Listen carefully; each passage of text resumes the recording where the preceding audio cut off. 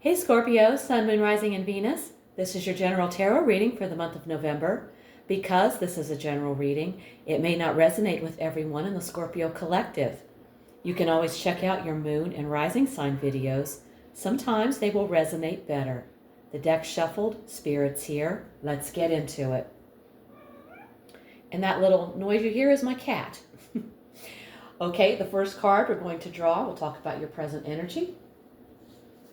We've drawn the Two of Swords. You are in the middle of a mental or emotional stalemate. The heart and mind may not be in agreement, leading to a feeling of being stuck. Right now, the Two of Swords shows you're at a crossroads. A choice needs to be made, but you may be avoiding it because you don't yet see the full picture. This is the pause before action, and clarity will come once you allow yourself to face the truth. All right, let's look at your challenge. The Three of Cups. The Three of Cups suggests issues around connection, overindulgence, or emotional boundaries. What's supposed to be joyful or communal might be creating tension, distraction, or imbalance. Be mindful of who you're celebrating with and why. Watch for escapism disguised as joy. Too much fun, too many people, or too little real connections might be getting in your way. Something that looks good on the surface might not be serving you at a deeper level. Okay, let's look at the best you can hope for. The Two of Cups. This suggests that the most positive outcome possible in your current situation is a genuine mutual connection, one rooted in trust, emotional balance, and shared energy. This card is about union, but not just in love. It also reflects partnership, understanding, and heartfelt harmony. The best possible outcome is genuine connection with another person, with yourself, or with a path that resonates deeply. It's about emotional truth, shared energy, and a meeting of hearts that makes something new and meaningful possible. It's a lovely card. Let's look at your foundation.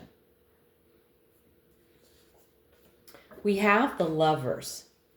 A significant decision, likely involving relationships, commitments, or personal values, has defined the path leading to the current moment. This could be a past choice between two people, two paths, or two belief systems. The Lovers in the foundation position means that love, commitment, or a defining choice driven by values or emotional bonds is the root cause of what's unfolding now. All right. Let's check out your recent past. We have the Six of Swords, moving out of troubled waters. You've recently left something behind. This could be a painful situation, a toxic environment, a troubled mindset, or even a literal place. The decision may not have been easy, but it was made to find peace or relief. That transition has directly influenced where you are now. Let's look at your near future. We have the Four of Cups. You may soon feel emotionally disconnected from people, work, or life in general. There's a sense of meh, even when things aren't objectively bad. Something or someone may offer you a gift, a chance, a connection, a new path, but you might not recognize its value because you're focused on what's missing or what didn't work. This card warns of emotional stagnation, missed opportunities, or a period of discontent, not because nothing is available, but because your focus may be clouded. The key is to stay open and mindful, even if you don't feel like it. All right. Now let's take a look at you. We have the Three of Wands. This card in the U position says you're standing on the edge of expansion. You've made your move, and now you're watching the horizon, waiting for results and planning what's next. You're in a proactive, future-focused state, and that energy is shaping the situation. All right. Let's see what your environment looks like. We have the Five of Cups. Someone close to you or the environment you're in is dealing with loss, regret, or sadness. This could be influencing you emotionally, even if it's not your pain directly. You might feel like you're carrying heaviness that isn't fully yours. This card suggests you're navigating a space where loss or emotional disappointment lingers. Be mindful of how much of that you're absorbing. You don't have to carry the emotional weight of others. Focus on what's still standing, not just what's been lost. All right. Let's look at your hopes and fears. We have the King of Cups. You want emotional maturity, depth, and steadiness in yourself or in someone else. But you may also fear what lies beneath the surface. Repressed feelings, hidden pain, or emotional masks. The King of Cups here says your greatest strength may come from facing your emotions honestly, not just managing them. Right. We've arrived at the outcome, and we have the Two of Pentacles. This suggests that the final result of the situation will involve juggling, balance, and adaptability. The outcome won't be fixed or final. Instead, it points to a dynamic state of managing priorities, keeping things in motion, and maintaining your footing amid change. Your success will come from adaptability and ongoing effort. All right. Now we're going to look at the bottom of the deck. And here's the card that was quietly sitting at the bottom, the energy behind everything we've seen today, the Nine of Cups. Underneath it all, there's a strong emotional driver, a wish, a hope, or a craving for personal happiness and contentment. It's influencing everything, even if it hasn't been voiced. This card shows the energy of contentment, success, or getting what you want.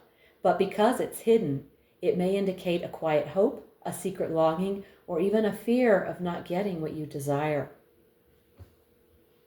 Okay, now we're going to take one more card, a message from Spirit to the Scorpio Collective for November, using the Gaia Oracle.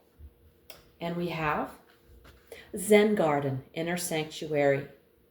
Life moves in cycles, joy and sorrow, clarity and confusion, peace and chaos. You can't have one without the other. But true peace doesn't come from outside. It's found within. This card invites you to stop resisting the world as it is. Accept what's unfolding, trust in the higher purpose behind it, and drop into your inner stillness. When you return to your breath, to your center, you return to power. That's where real peace lives, in the sanctuary of your heart. There are some affirmations with this card. They are: I accept and love the world as it is. I trust that there is a higher order to everything. I find solace in the sanctuary of my heart. I move my awareness within. I am the peace I seek. I will place these affirmations in the description box below the video. Scorpio, you're at a turning point. A choice must be made, not just with your mind, but with your heart. You're leaving behind old patterns and seeking something real, peace, purpose, connection. But the near future may test your emotional clarity. Stay open. Don't miss the gift just because it's wrapped in discomfort. You're expanding, even if it doesn't feel like it yet. The outcome isn't a final answer, it's a dance. Keep your balance, stay flexible, and remember, the deepest fulfillment comes when you stop chasing and start aligning. If this reading hit home, give it a like, subscribe, and let me know in the comments how it's showing up in your life. If you want a personal reading, all the info's below. Also, check out my weekly oracle readings posted each Sunday for extra insight. Thank you so much for tuning in. Take care, and I'll see you in the next one.